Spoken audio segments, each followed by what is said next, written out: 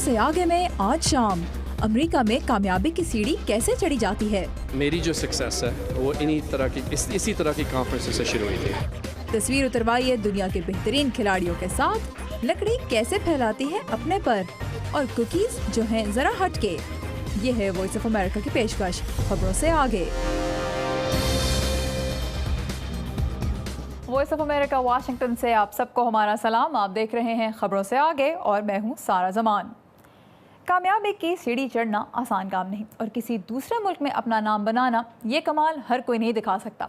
तो आइए चलते हैं साकिबुल इस्लाम के साथ और मिलते हैं तारिक फरीद से, जिनका शुमार अमेरिका की कामयाब तरीन कारोबारी शख्सियात में होता है, और जानते हैं कि उन्होंने ये कमाल कैसे कर दिखाया।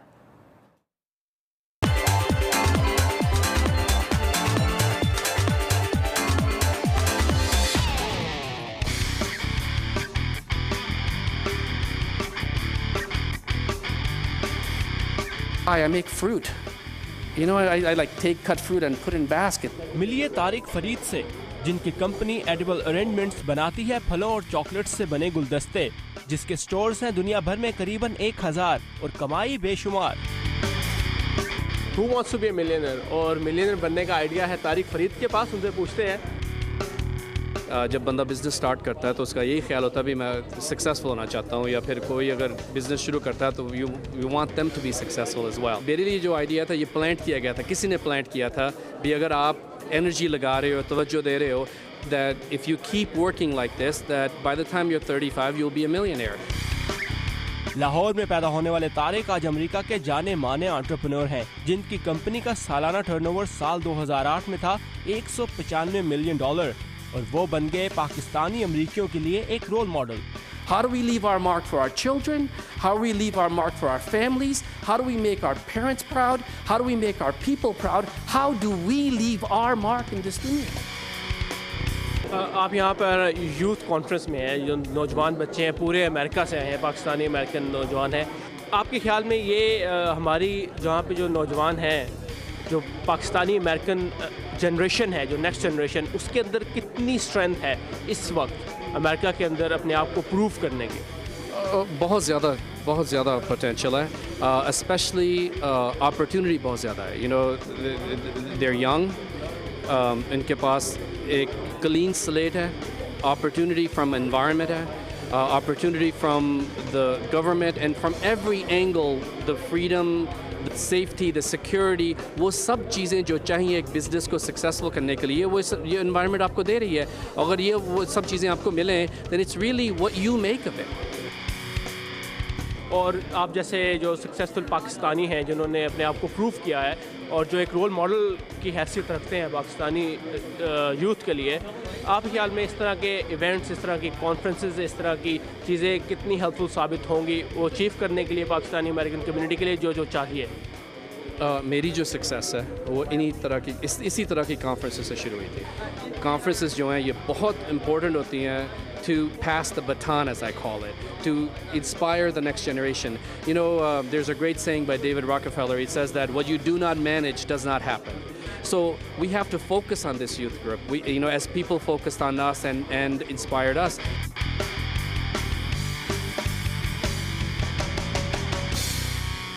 साकिबुल इस्लाम, उर्दू VOA, वाशिंगटन। कारोबार के मैदान में तो अक्सर कामयाबी नापी जाती है पैसे से और सियासत के मैदान में वोटों से। और जब मुकाबला हो अमेरिका का अगला सदर बनने का तो फिर कामयाबी हासिल करने का हर तरीका आजमाया जाता है। सदर बराक ओबामा और उनके मुतवक्को मुखालिफ मिट रोमनी भी एक दूसरे पर इन दिनों इल्ज़ामात की बौछार कर रहे हैं, लेकिन राय आमा के कुछ जायज़ों से जाहिर होता है कि नवंबर के सदारती इंतखाबात में जीत किसी की भी हो सकती है। Mitt Romney has used every trick in the book. Where did all the Obama stimulus money go? सदारती इंतखाबात में एड कैंपेन के जरिए दोनों कैंडिडेट्स एक दूसरे पर कीचड़ उछाल रहे हैं। Oh, beautiful for spacious skies, for amber waves of grain. सदर ओबामा की जानिब से जारी किया गया एक इश्तहार में कहा गया है कि जब मिट रोमनी बेन कैपिटल नामी कंपनी के सरबराह थे तो अमेरिकी कंपनियों ने बहुत सी मुलाजमतें बैरून मुल्क मुंतकिल की। President Obama attacked success and therefore under President Obama we have less success and I will change that. What is as Mitt Romney. माजी के कारोबारी रिकॉर्ड और टैक्सों की तफसीलात के मुतालबात पर इश्तिहारी जंग की वजह से मिट रोमनी को दिफाई अंदाज अपनाने पर मजबूर कर दिया है।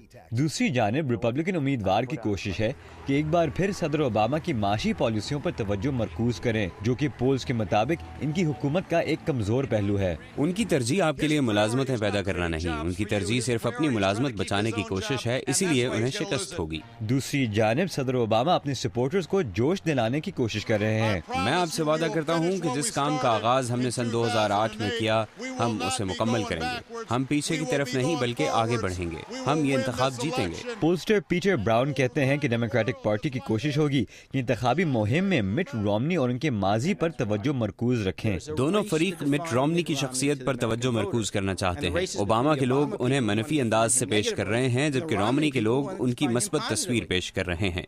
इंतखाबी मुहिम में जो टीम ज्यादा मौसर काम करेगी वो जीत जाएगी। तज्जियाकार चार्ली कुक का ख्याल है कि कमजोर मुल्की मईशत की वजह से ओबामा के पास सवाए जारहाना अंदाज अपनाने के कोई चारा नहीं। ओबामा को जीतने के लिए रोमनी की साख को नुकसान पहुंचाना होगा। अमरीकी मईशत की जो हालत है उसमें किसी भी सदर के लिए जीतना इंतहाई मुश्किल होगा। मिट रोमनी के लिए अगला अहम मरहला नायब सदर के लिए अपना साथी चुनना होगा। अभी तक कयास आराई है कि रोमनी ओहायो के सेनेटर रॉब पोर्टमैन या मिनेसोटा के साबिक गवर्नर टिम पोलेंटी में से किसी एक को चुन सकते हैं। जिम मलोन के साथ रजा नकवी, उर्दू VOA। ऑलराइट, अपने पसंदीदा इंटरनेशनल एथलीट के साथ तस्वीर खिंचवाना चाहते हैं आप? हमारे साथ ही रहिए। ब्रेक के बाद हम चलेंगे लंदन और देखेंगे ये काम करने का एक मुनफरिद तरीका।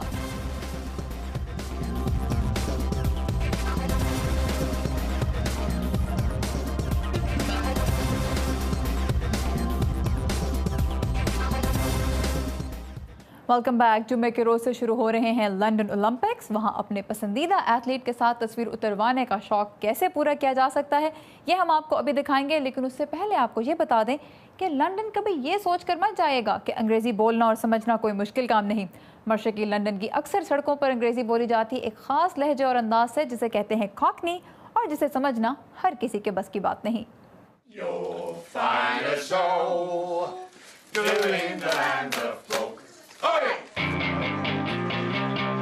सितारों और मोतियों से सजे ज़र्क बर्क कपड़े पहने ये खुश और जिंदा दिल लोग मशरक़ी लंदन में जिंदा रह जाने वाली एक कदीम रिवायत को आगे बढ़ा रहे हैं। इन लोगों को लंदन का दूसरा शाही खानदान या पर्लीस कहा जाता है और ये बोलते हैं एक मुख्तलिफ अंदाज की अंग्रेजी कॉकनी। एप्पल्स एंड पियर्स का मतलब ये कह रही हैं कि मैं अपना पूरा कमरा पार करके सीढ़ियों से ऊपर गई और अब सोने जा रही हूँ।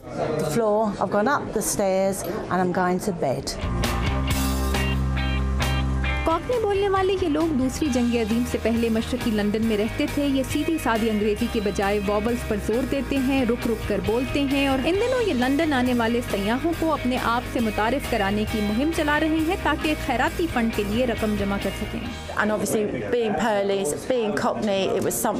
जाहिर है कॉकनी अंदाज ऐसा है कि इसे कोई भी सुनकर समझ लेता है।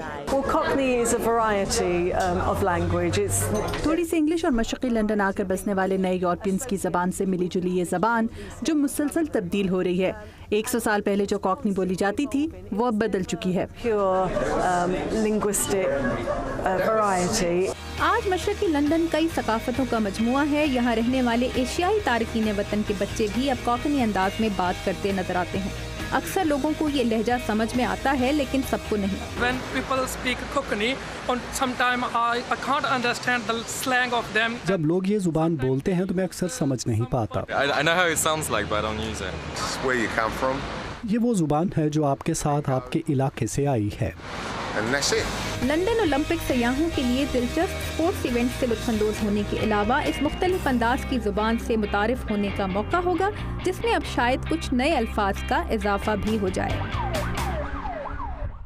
और लंदन ओलंपिक्स के दौरान अगर अपने पसंदीदा खिलाड़ियों के साथ तस्वीर खिंचवानी हो तो ज़्यादा दूर जाने की बिल्कुल ज़रूरत नहीं। लंदन के मैडम टुसो म्यूज़ियम में रखे हैं कई मकबूल खिलाड़ियों के मोम के मुजस्समे जो लगते हैं बिल्कुल असली। और आमना खान बता रही हैं कि इस अजायब घर जाने का एक फ़ायदा यह है कि आपकी मुलाकात मलिका बरतानिया और उनके ख़ानदान से भी हो जाएगी। अगर आप समझते हैं कि जिंदगी के दौर में आप ही सबसे आगे हैं तो मिलिए जो सैनपोर्ट से। दुनिया के सबसे तेज रफ्तार आदमी जिनका लंदन के मैदाम तुसाद म्यूजियम में लगा मुजस्समा इस साल लोग दूर दूर से देखने आ रहे हैं। इस साल ओलंपिक खेलों के लिए हम 3 नए मुजस्समे नुमाइश के लिए रख रहे हैं। बरतानवी खिलाड़ी जेसिका एनिस, गौताखोर टॉम डेली और अब जुलाई में Olympic gold medallist sprinter Usain Bolt का मुजस्समा भी नुमाइश पर रखा जा रहा है। यूसैन बोल्ट इस साल ओलंपिक खेलों में कैरेबियन मुल्क जमैका के लिए दौड़ेंगे, जबकि टॉम डेली बरतानिया की तरफ से गौताखोरी के मुकाबलों में हिस्सा लेंगे। वो इस खेल में कितने माहिर हैं, इसका अंदाजा मुजस्समे की तैयारी के लिए इनके पोज से ही लगा लीजिए। म्यूजियम की इंतजामिया को पूरी तवक्को है कि ओलंपिक खेलों के दौरान यहाँ खूब गहमा गहमी रहेगी। इस अरसे में क्वीन एलिजाबेथ II के इस मुजस्समे के साथ तस्वीर खिंचवाइए, शाही आदाब और खिताब की तरबियत के बगैर, और करीब से देखिए 400 से ज्यादा मकबूल लोगों को इन सयाहों की तरह। मैं अपने 3 बच्चों के साथ यहाँ आया। उन्हें ये नुमाइश बहुत पसंद आई। उन्हें इतना खुश देखकर मुझे भी खुशी हुई।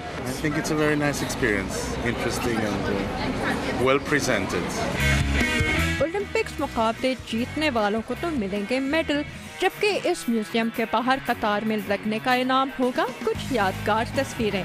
Amina Khan, Urdu VOA, Washington. और अब मिलते हैं एक असली एथलीट से जिनका ख्वाब है अमेरिका के लिए जूडो के खेल में ओलंपिक गोल्ड मेडल जीतना। केला हैरिसन जूडो की वर्ल्ड चैंपियन हैं और इस साल लंदन ओलंपिक्स में हिस्सा ले रही हैं। मेरा ख्वाब अमेरिका के लिए गोल्ड मेडल हासिल करना है, जो खेल उन्होंने अपनी हिफाजत के लिए सीखना शुरू किया। मेरी वालदा चाहती थी कि मैं अपने दिफा के लिए ये खेल सीखूं। वो बाद में इनका शौक बन गया। पहले 3 साल में कोई मैच नहीं जीत सकी, मगर मुझे बहुत मजा आया। फिर मिली बैनुल अक़वामी कामयाबियां और ट्रेनिंग की इन्होंने अपने साथी ओलंपियन ट्रेविस स्टीवंस के साथ, जिससे इन्हें बहुत कुछ सीखने को मिला। मेरे हमेशा 2 ही मकासद थे, एक तो वर्ल्ड चैंपियन बनना और दूसरा ओलंपिक चैंपियन बनना। वर्ल्ड चैंपियन बनने का ख्वाब पूरा हो चुका है और इससे अच्छा कोई एहसास नहीं। लेकिन ये कामयाबी आसानी से इनके हाथ नहीं आई। अपने कोच की जानिब से जिनसी तौर पर हरासा किए जाने के वाक़े को ये जूडो के सफर का बदतरीन वाक़या करार देती हैं। मुझे आज भी याद है कि लोगों की इल्जाम लगाती नजरों का सामना करना क्या होता है। मुझे याद है लोगों ने इस वाक़े के बाद मुझे कैसे देखा था।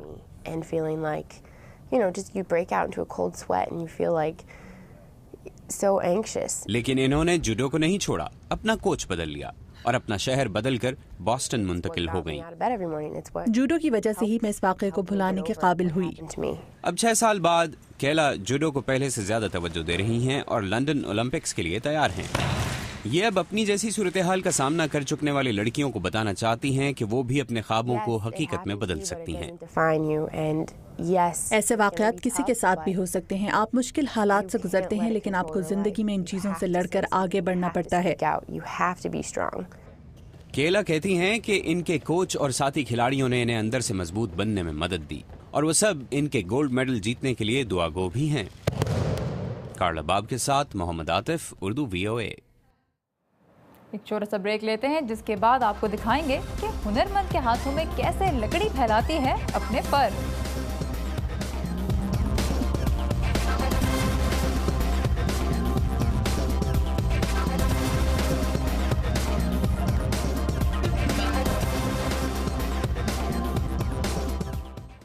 Welcome back. अफ्तार की तैयारी में ख्याल रखना पड़ता है घर के हर फर्द के शौक और सेहत का।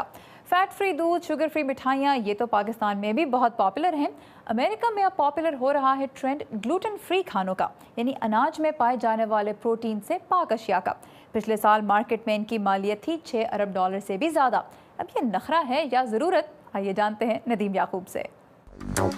ताज़ा कुकीज़ की खुशबू से महकती है ये लूसीज बेकरी।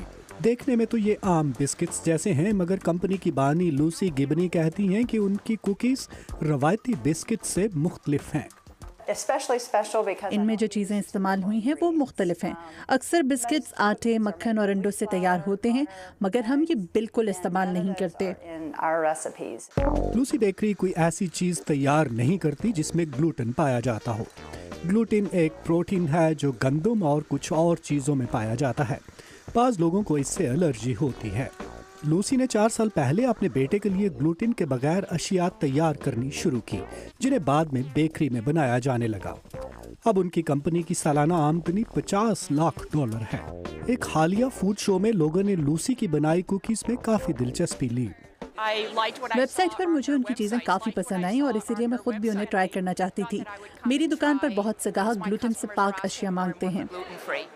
इसी शो में अमेरिकी रियासत वाशिंगटन की 25 साल पुरानी स्टिकी फिंगर्स नामी बेकरी के मालिक भी मौजूद थे, जिन्होंने ग्लूटेन से पाक चीज़ें तैयार करनी शुरू की हैं। लोगों में ग्लूटेन के बगैर तैयार होने वाली अशिया खाने का रुझान बढ़ रहा है, इसलिए हमने हाल ही में ऐसी अशिया तैयार करनी शुरू की है। फूड शो के ऑर्गेनाइजर्स के मुताबिक स्टिकी फिंगर्स और लूसी जैसी 300 कंपनियां ग्लूटेन से पाक खाने की अशिया तैयार कर रही हैं। कुछ साल पहले तक ग्लूटेन के बगैर अशिया बनाने वाली कंपनियों की तादाद 20 से 40 थी, मगर अब उनमें इजाफा हुआ है। न सिर्फ ये कि उनकी तादाद बढ़ी है, बल्कि क्वालिटी भी बेहतर हुई है। यूनिवर्सिटी ऑफ मैरीलैंड के माहिर अलिसियो फसानो कहते हैं कि उन्हें इस रुझान से कोई हैरत नहीं। ग्लूटेन से पैदा होने वाली बीमारियों के बारे में पहले इतनी मालूमात नहीं थी, मगर हालिया रिसर्च के मुताबिक छोटी आंत में अक्सर खराबियों की वजह यही ग्लूटेन या प्रोटीन है। आंतों की बीमारियों के अलावा आबादी का तकरीबन 6% हिस्सा ऐसा है जो खुराक में ग्लूटेन बर्दाश्त नहीं कर सकता। जो लोग ग्लूटेन वाली खुराक इस्तेमाल नहीं कर सकते, उन्हें सर के दर्द से भांजपन तक की शिकायत हो सकती हैं। ऐसा पहले तो यूरोप से ताल्लुक़ रखने वाले अफराद में पता चला और बाद में शुमाली अफ्रीका, मशरिक़ वुस्ता और चीन में भी। जैसे जैसे लोगों में ग्लूटेन फ्री खुराक का इस्तेमाल मकबूल हो रहा है, इनकी तैयारी में भी इजाफा हो रहा है और बहुत से बड़े स्टोरों में भी ऐसी अशिया की दस्तयाबी आम होने लगी है। जुनसो के साथ नदीम याकूब, उर्दू VOA। ग्लूटेन फ्री ऐसे बहुत से लोगों की ज़रूरत है जिनको व्हीट ग्लूटेन से एलर्जी है, लेकिन आज डाइटिंग करने वाले लोग भी ग्लूटेन फ्री ब्रेड जैसी चीज़ें ट्राई कर रहे हैं। फूड शो से अब चलते हैं एक वर्कशॉप में और मिलते हैं एक ऐसे आर्टिस्ट से जिनके हाथों में लकड़ी के भी निकल आते हैं पर।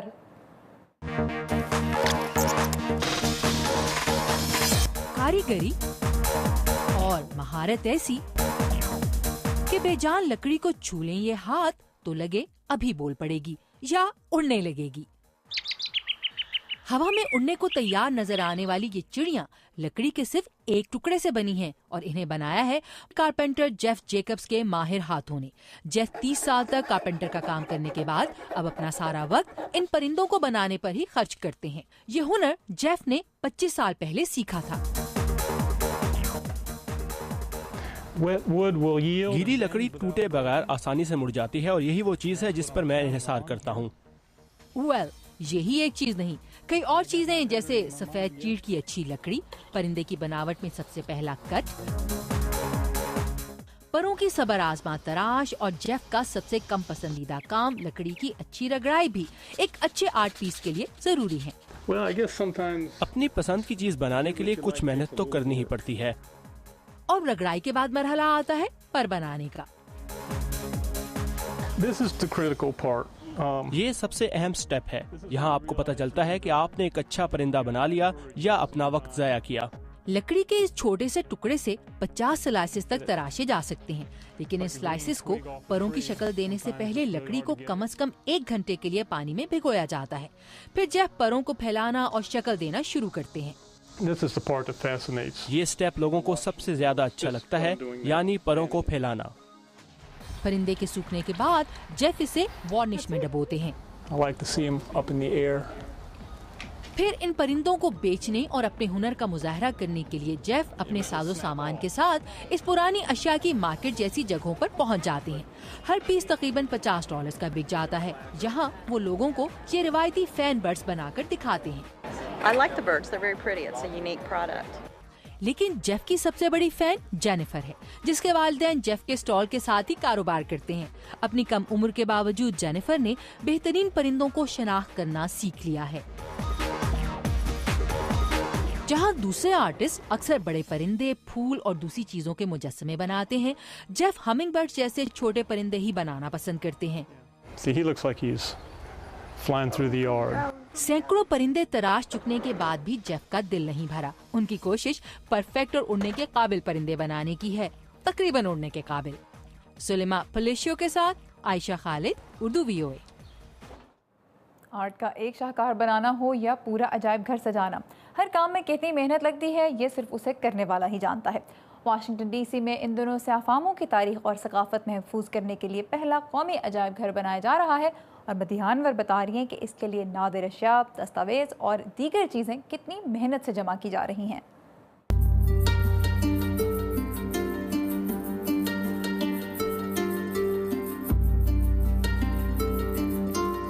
वाशिंगटन से कुछ फासले पर वाक़ स्मिथसोनियन इंस्टीट्यूशन ऐसी नादिर अशिया जमा कर रहा है जो स्याफाम अमरीकियों की 400 साला तारीख की कहानी बयान करेंगी।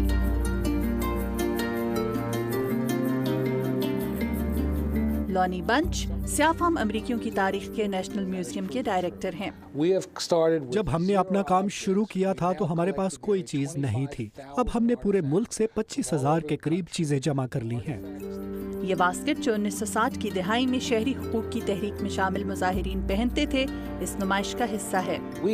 हमें यकीन था कि बहुत सी तारीखी और सकाफती अहमियत की चीजें लोगों के घरों के तहखानों और एटिक्स में रखी हुई हैं, और ये बात सच साबित हुई। 3, 2, 1, break ground। इस म्यूजियम की बुनियाद इस साल के शुरू में रखी गई और इसे 2015 में आम लोगों के लिए खोला जाएगा। मिशेल गेट्स मरेसी और म्यूजियम के दूसरे मुंतज़मीन ऐसे नवादरात की तलाश में हैं जो न सिर्फ स्याफाम अमरीकियों की तारीख के मुख्तलिफ अदवार की तर्जुमानी करते हों, बल्कि उन्हें देखकर इन नवादरात की कहानी भी समझ आ जाए। हम चाहते हैं कि लोगों को असली नवादरात की सूरत में तारीख दिखाएं। म्यूजियम ने हैरियट टबमैन से ताल्लुक़ रखने वाली तकरीबन 40 अशिया भी हासिल की हैं। 19वीं सदी के वस्त में उन्होंने अमेरिका में मौजूद सैकड़ों अफ्रीकी गुलामों को रिहाई हासिल करने में मदद दी थी। इसके लिए उन्होंने अंडरग्राउंड रेल रोड नामी एक खुफिया रास्ता इस्तेमाल किया था। इस म्यूजियम को हैरियट टबमैन की एक शॉल भी मिली है। बरतानिया की मलका विक्टोरिया ने इन्हें अपनी हुकूमत की 25वीं सालगिरह पर मदऊ किया था, जिसमें शिरकत से इन्होंने माजरत कर ली थी। मलका ने इनकी खिदमात के एतराफ़ में उन्हें ये शॉल तोहफे में दी थी। मौसीकी और फिल्मी दुनिया से वाबस्ता स्याफाम अमरीकी भी इस नुमाइश का हिस्सा होंगे।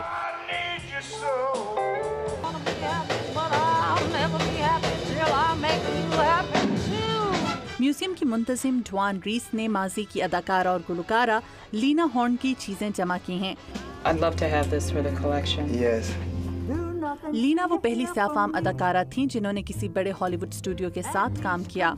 लीना हॉर्न की बेटी ने उनके गाउन म्यूजियम को अतिया किए हैं। ड्वान रीस का कहना है कि बहुत से स्याफाम अमरीकियों ने फन के जरिए जुल्म से फरार हासिल किया।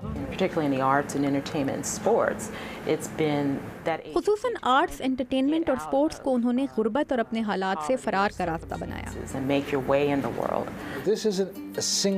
ये किसी एक स्याफाम अमरीकी की कहानी नहीं, ये एक ऐसी कहानी है जो हम सब के दिलों को छूती है। चाहे आप किसी भी नस्ल से हों, ये लोगों को इस बात का एहसास दिलाती है कि आपकी जिंदगी पर भी स्याफाम अमरीकियों के तजुर्बात का असर है।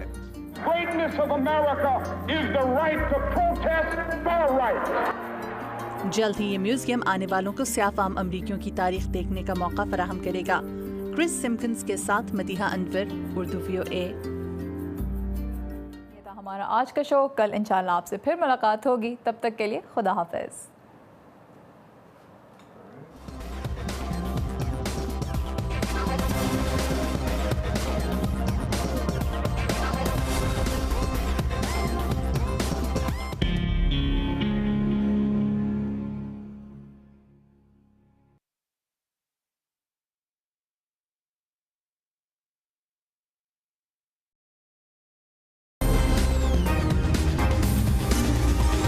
खबरों से आगे में आज शाम, अमेरिका में कामयाबी की सीढ़ी कैसे चढ़ी जाती है। मेरी जो सक्सेस है वो इसी तरह की कॉन्फ्रेंस से शुरू हुई थी।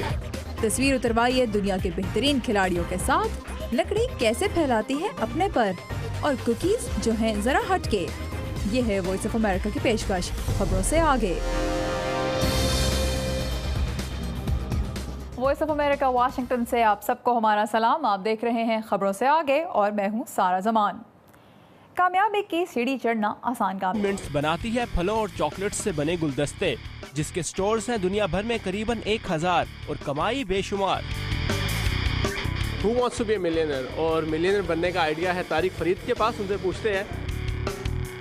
जब बंदा बिज़नेस स्टार्ट करता है तो उसका यही ख्याल होता है भी मैं सक्सेसफुल होना चाहता हूँ, या फिर कोई अगर बिज़नेस शुरू करता है तो you want them to be successful as well. मेरे लिए जो आइडिया था ये प्लांट किया गया था, किसी ने प्लांट किया था भी अगर आप एनर्जी लगा रहे हो, तवज्जो दे रहे हो, that if you keep working like this, that by the time you're 35 you'll be a millionaire. Lahore में पैदा होने वाले तारिक आज अमेरिका के जाने माने एंटरप्रेन्योर नहीं, और किसी दूसरे मुल्क में अपना नाम बनाना ये कमाल हर कोई नहीं दिखा सकता। तो आइए चलते हैं साकिबुल इस्लाम के साथ और मिलते हैं तारिक फरीद से, जिनका शुमार अमेरिका की कामयाब तरीन कारोबारी शख्सियात में होता है, और जानते हैं कि उन्होंने ये कमाल कैसे कर दिखाया।